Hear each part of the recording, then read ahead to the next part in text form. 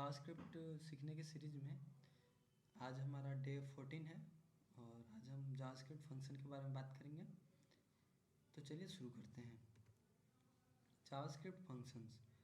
A JavaScript function is a block of code design to perform a particular task.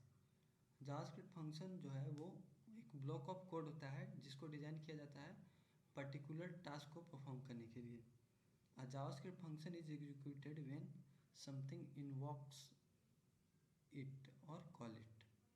JavaScript function is executed when JavaScript function execute होता है जब उसको invoke किया जाता है या फिर कॉल किया जाता है। एग्जाम्पल के लिए आप यहाँ पे देख सकते हैं, function to compute the product of P1 and P2। P1 और P2 के प्रोडक्ट को कंप्यूट करने के लिए यहाँ पे एक फंक्शन बनाया गया है। फंक्शन बनाने का तरीका क्या है? फंक्शन पहले कीवर्ड लिखा गया है, उसके बाद माय फंक्शन लिखा गया है जो कि ये फंक्शन का नाम है। फिर इसमें P1 P2 को पास किया गया है एज ए पैरामीटर। फिर कर्ली ब्रैकेट के अंदर सिंपली रिटर्न के अंदर P1 इंटू P2 कर दिया गया है, यानी कि ये P1 और P2 को मल्टीप्लाई करके ये फंक्शन रिटर्न कर देगा। JavaScript function syntax. A JavaScript function is defined with the function keyword followed by a name followed by parenthesis। JavaScript function define किया जाता है, एक कीवर्ड होता है फंक्शन, उसके साथ उसके बाद उसका नाम लिखा जाता है, उसके बाद पैरेंथेसिस लिखा जाता है, यानी कि कर्ली ब्रैकेट, दो कर्ली ब्रैकेट आप ये दे सकते हैं, ये पैरेंथेसिस लिखा जाता है। Function name can contain letters, digit, underscores and dollar sign. Function name में आप लेटर, डिजिट, अंडरस्कोर और डॉलर साइन का यूज आप कर सकते हैं। Same rule as variable, variable की तरह ही इसका भी नेम है। वेरिएबल जैसे कि वेरिएबल नेम को डिफाइन करने के लिए जो रूल थे उसी तरह के रूल इसमें भी हैं, फंक्शन को नेम को भी डिफाइन करने में या फिर डिक्लेयर करने में। The parentheses may include parameter names separated by comma। parentheses में include हो सकते हैं पैरामीटर जो कि कॉमा से सेपरेटेड होंगे, सेपरेटेड बाई कॉमा। जैसे पैरामीटर 1, पैरामीटर 2, कॉमा। अगर और पैरामीटर है तो कॉमा के साथ हम पैरामीटर पास कर सकते हैं। The code to be executed by the function is placed inside curly brackets। जो भी हमारा कोड होगा जिसको एग्जीक्यूट करना है वो कर्ली ब्रैकेट के अंदर लिखा जाएगा। अब यहाँ पे एग्जांपल देखते हैं, जैसे कि पहले बताया गया था कि ये फंक्शन कीवर्ड का यूज़ किया जाता है, तो यहाँ पे फंक्शन कीवर्ड पहले लिखेंगे, उसके बाद फॉलोड बाय नेम। तो ये नेम यहाँ पे लिखा गया है, ये आप कुछ और भी नेम लिख सकते थे। फिर उसके बाद पैरेंथेसिस लिखा गया है, ये ओपन पैरेंथेसिस और एक क्लोज पैरेंथेसिस। इसके अंदर हम पैरामीटर पास करते हैं तो कॉमा से सेपरेट करके, तो ये हमने first parameter, comma second parameter, comma third parameter, 3 parameter हमने पास किया।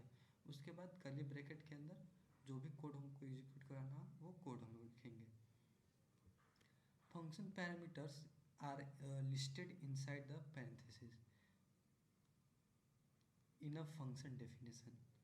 function parameter are listed inside the parenthesis।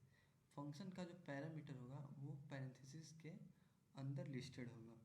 Function arguments are the values received by the function when it is invoked. Function argument जो है वो are the values, वो value होते हैं received by the function when it is invoked. जब ये call या invoke होते हैं तो वो आर्गुमेंट को रिसीव करता है, वो वैल्यू को रिसीव करता है। जैसे कि suppose a function arguments are the values. Function argument एक वैल्यू है रिसीव्ड बाय द फंक्शन, जो कि फंक्शन के द्वारा रिसीव होता है व्हेन इट इज इन्वॉक। जब इसको इन्वॉक या कॉल किया जाएगा तब ये रिसीव होता है फंक्शन के द्वारा। जो वैल्यू रिसीव होता है उसी को हम लोग आर्गुमेंट कहते हैं। इसको एक बार फिर से मैं समझाता हूँ, समझाने का प्रयास करता हूँ। जब फंक्शन कॉल होगा तो जो वैल्यू रिसीव होगा उसी को हम लोग फंक्शन आर्गुमेंट कहते हैं। क्लियर है? जो फंक्शन जब फंक्शन कॉल होगा तो जो वैल्यू रिसीव करेगा पैरेंथेसिस के अंदर उसी को हम लोग फंक्शन आर्गुमेंट्स कहते हैं। Inside the function the arguments और the parameters behave as local variable. Function के अंदर जो आर्गुमेंट्स होंगे या जिसको हम लोग पैरामीटर्स भी बोल सकते हैं वो एक लोकल वेरिएबल की तरह बिहेव करेगा। Function invocation the code inside the function will execute when something invokes और कॉल द फंक्शन। जो फंक्शन के अंदर का कोड है वो कब एग्जीक्यूट होगा? जब उस फंक्शन को कॉल किया जाएगा। The code inside the function, function के अंदर का जो कोड है विल एग्जीक्यूटेड व्हेन, वो एग्जीक्यूट होगा जब इन्वोक या कॉल किया जाएगा फंक्शन को। व्हेन या कॉल किया जाएगा फंक्शन को। When an event occur, when a user click a button. Suppose कि जब हमने कुछ इवेंट अकर करने पर उस फंक्शन को कॉल किया है, जैसे कि कोई यूजर जो है वो किसी बटन को क्लिक कर रहा है, तब उस इवेंट के अकर होने के बाद हम उस फंक्शन को कॉल कर सकते हैं। या फिर when it is invoked A call from JavaScript code, या फिर जावास्क्रिप्ट के कोड से हम भी उसको कॉल कर सकते हैं। या फिर ऑटोमेटिकली सेल्फ इन्वोक, या फिर ये खुद से भी खुद को कॉल कर सकता है।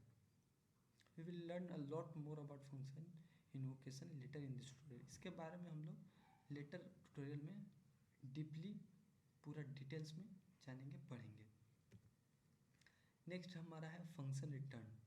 When JavaScript reaches a return statement, जब जावास्क्रिप्ट रिटर्न स्टेटमेंट को रीच करता है, पहुंचता है रिटर्न स्टेटमेंट के पास, the function will stop executing, function execute करना बंद कर देता है। If the function was invoked from a statement, यदि किसी स्टेटमेंट से फंक्शन इन्वोक्ड हो रहा है, कॉल हो रहा है, JavaScript will return to execute the code after the invoking statement. मतलब कि जहाँ से वो कॉल हो रहा है जिस स्टेटमेंट में, वहीं पे जो जावास्क्रिप्ट एग्जीक्यूट करके रिटर्न करेगा वो वैल्यू वहीं पे जाकर चला जाएगा जहाँ से वो फंक्शन को कॉल किया गया है, इन्वोक किया गया है। Function often compute the return value, the return value is returned back to the caller. Function often compute return value, return value compute करने के बाद द रिटर्न वैल्यू, जो भी रिटर्न वैल्यू होगा वो रिटर्न हो जाएगा कहाँ पे? बैक टू द कॉलर, जहाँ से वो कॉल हुआ है।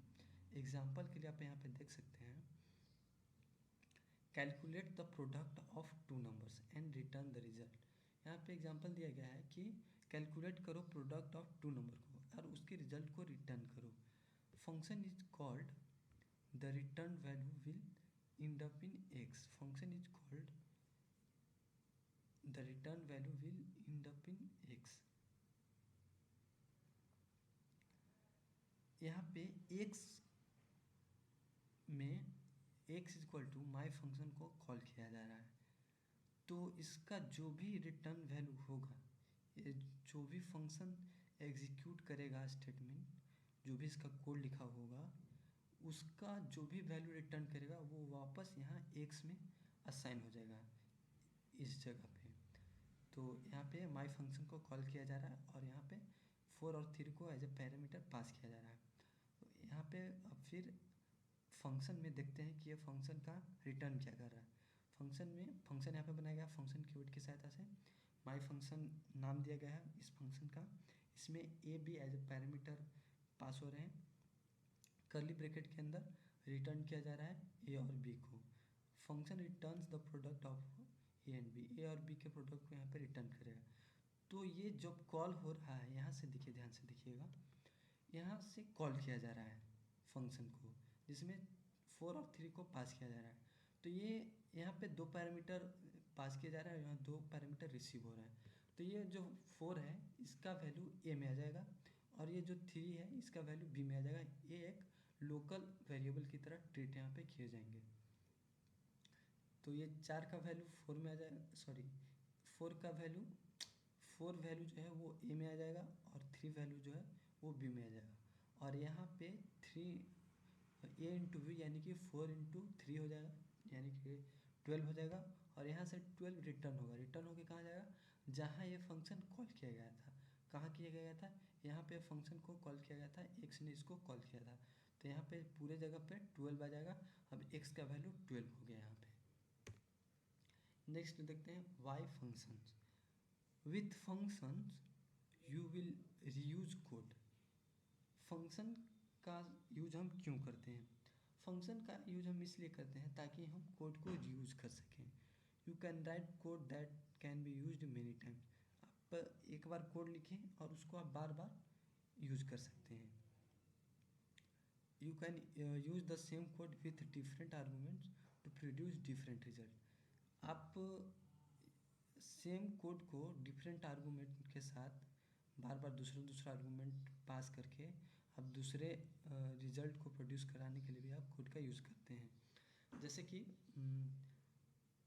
फर्स्ट पॉइंट हम डिटेल्स में थोड़ा देखते हैं कि with function you can reuse code. जैसे कि यहाँ पे हमने एक कोड लिखा हुआ है जो कि ये ए और बी का प्रोडक्ट हमको रिटर्न करके दे रहा है।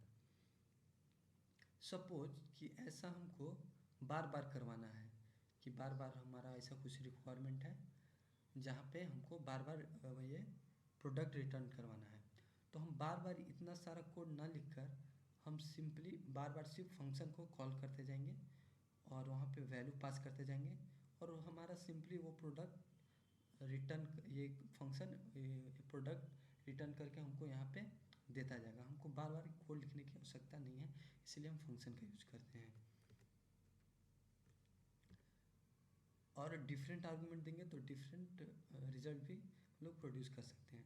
जैसे कि यहाँ पे 4 3 दिया जा रहा है, अगली बार हम यहाँ पे y equal to my function call करके यहाँ पे 7 8 भी दे सकते हैं, 9 8 भी दे सकते हैं, कुछ भी दे सकते हैं।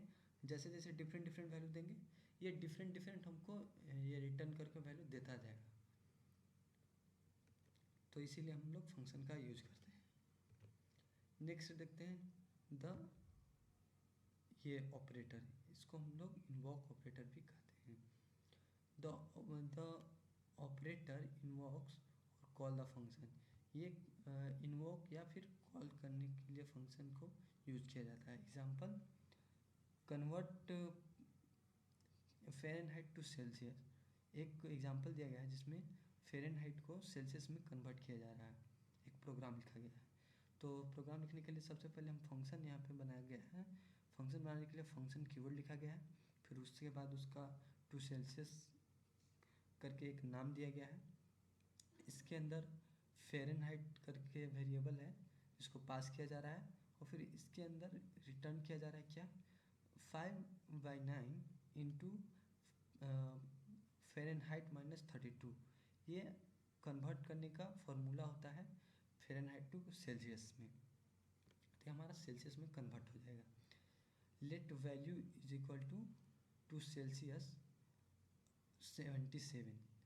अब यहाँ पे हम लोग टू सेल्सियस को कॉल कर रहे हैं और यहाँ पे एज ए पैरामीटर हम लोग 77 इसमें पास कर रहे हैं। तो यहाँ पे क्या करेगा, ये 77 यहाँ पे आ जाएगा एज ए फ़ारेनहाइट में और फिर ये फ़ारेनहाइट की जगह 77 हो जाएगा। 77 - 32 होगा और फिर 5/9 जो भी होगा इसका कैलकुलेट करके रिटर्न हमको आ जाएगा। और फिर चूँकि यहाँ पे कॉल हुआ है वैल्यू में, ये कॉल किया गया तो वैल्यू की जगह पर जो भी कैलकुलेटेड रिजल्ट होगा यहाँ पे आ जाएगा। Accessing a function with incorrect parameter can return an incorrect answer. अगर आप इनकरेक्ट पैरामीटर के साथ एक्सेस करेंगे तो इनकरेक्ट आंसर भी देगा। जैसे कि एग्जांपल के लिए to Celsius Fahrenheit 5/9 into Fahrenheit -32 let value is equal 2 Celsius, और यहाँ पे 2 सेल्सियस को कॉल किया जा रहा है, बट यहाँ पे हम लोग कुछ पैरामीटर दे ही नहीं रहे हैं, इनकरेक्ट पैरामीटर दे रहे हैं, इम्पटी पैरामीटर दे रहे हैं, तो ये हमारा इनकरेक्ट आंसर आएगा। क्योंकि यहाँ पे पैरामीटर ही नहीं दिया जा रहा है सही से, तो एक इनकरेक्ट आंसर देगा, यहाँ पे सही रिटर्न हमारा नहीं करेगा। नेक्स्ट देखते हैं, accessing a function without parameter returns the function and not the function result. Accessing a function without parameter, without operator, return the function and not the function result। अगर हम बिना ये ऑपरेटर के फंक्शन को access कर रहे हैं तो फंक्शन को रिटर्न करेगा, ना कि फंक्शन के रिजल्ट को। एग्जांपल के लिए फंक्शन 2 सेल्सियस यहाँ पे डिफाइन किया गया है, जिसमें Fahrenheit as a parameter pass किया जा रहा है, रिटर्न किया जा रहा है 5/9 इंटू फ़ारेनहाइट -32। अब यहाँ पे जब इसको कॉल किया जा रहा है वैल्यू में, तो यहाँ पे ये पैरामीटर, ये जो स्मॉल ब्रैकेट है, यहाँ पे ये ऑपरेटर लगाया ही नहीं गया है, तो ये इसके रिजल्ट को नहीं ये रिटर्न करेगा, बल्कि ये फंक्शन को ही रिटर्न कर देगा। नोट पॉइंट यहाँ पे एक लिखा गया है कि as you see from the example अब 2 Celsius refer to a function object and 2 Celsius refers to the function result. यहाँ पे चूँकि ये करली ब्रैकेट वाला स्मॉल ब्रैकेट वाला ऑपरेटर नहीं लगाया गया है, तो ये फंक्शन के ऑब्जेक्ट को रेफर कर रहा है। लेकिन अगर हम पिछले एग्जाम्पल में देखें, यहाँ पे जहाँ पे हमारा प्रॉपर तरीके से कॉल किया जा रहा था ब्रैकेट के साथ, तो वहाँ पे हमारा ये उसका रिजल्ट को रेफ़र करेगा, ना कि फंक्शन को। यहाँ के फंक्शन के ऑब्जेक्ट को रेफ़र करेगा 2 सेल्सियस, और यहाँ पे फंक्शन के रिजल्ट को रेफ़र करेगा 2 Celsius. Function used as variable values. Function used as variable value, function का यूज हम लोग वेरिएबल वैल्यू के तौर पर भी करते हैं। Function can be use the same way as you use variable in all types of formulas, arguments and calculation. Function का यूज हम लोग सेम उसी तरीके से कर सकते हैं जिस तरह से वेरिएबल का यूज करते हैं। In all types of formula, हर तरह के फार्मूला में, असाइनमेंट और कैलकुलेशंस में। एग्जाम्पल के लिए, instead of using a variable to store the return value of a function, return value of a function। यहाँ पे instead of using variable to store the return value of a function, यहाँ पे एक x variable बनाया गया है जिसमें 2 Celsius करके एक फंक्शन को कॉल किया जा रहा है, और एक टेक्स्ट लिखा गया है, टेक्स्ट वेरिएबल बनाया गया है जिसमें द टेम्परेचर इज एक स्ट्रिंग लिखा गया है, उसके बाद एक्स के वैल्यू को कंकैटिनेट कर और उसके बाद सेल्सियस स्ट्रिंग को कंकैटिनेट किया जा रहा है। You can use the function directly as variable value. यहाँ पर हम ये वेरिएबल में स्टोर ना करके, यहाँ पे ये 2 सेल्सियस को हम लोग पहले ये एक्स में असाइन कर रहे हैं, उसके बाद यहाँ पे यूज कर रहे हैं। यहाँ पे इसमें असाइन ना करके डायरेक्ट हम इस एग्जांपल में आप देख सकते हैं, डायरेक्ट हम इस एक्स की जगह पे डायरेक्ट हम इस फंक्शन को भी कॉल कर सकते हैं, जैसे कि यहाँ पे किया जा रहा है द टेम्परेचर इज, और यहाँ पे डायरेक्ट ये कॉल किया जा रहा है, जो भी रिटर्न होगा यहाँ रिटर्न कर देगा, जो भी रिजल्ट होगा रिटर्न कर देगा, उसके बाद सेल्सियस आ जाएगा। यहाँ पे हमको अलग से वेरिएबल में स्टोर करने की ज़रूरत नहीं है, ये वेरिएबल के जैसा ही भी ये काम करेगा।